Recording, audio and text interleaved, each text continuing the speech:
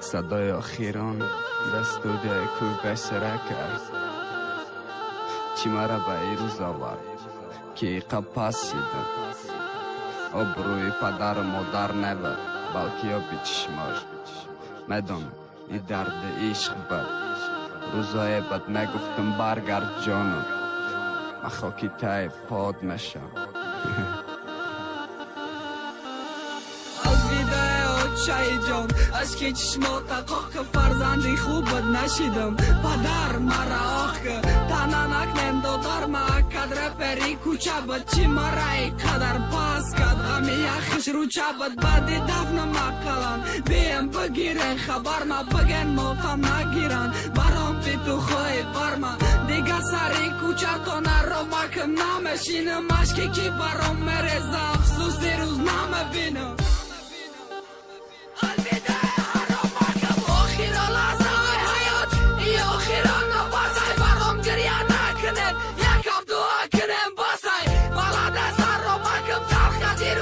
شیرین مردرونی کفانی صفت بجالدانم بیو بین ما بیو برام گریه که اقلان آخیره وردکتی پرنت برا با مرا بران مزار مشتاقم گریه آتا لک نمدانم خستانه پرنم یک دقیقه هر رو مکم برم بستا دستاش بالای دستم بینه گریه که دستای ایقا کارای که داشت مونکی پشای موشی دستای با دیدانم که میای فراحت جشنی جارم بانده که میای به صبرانه انتظارم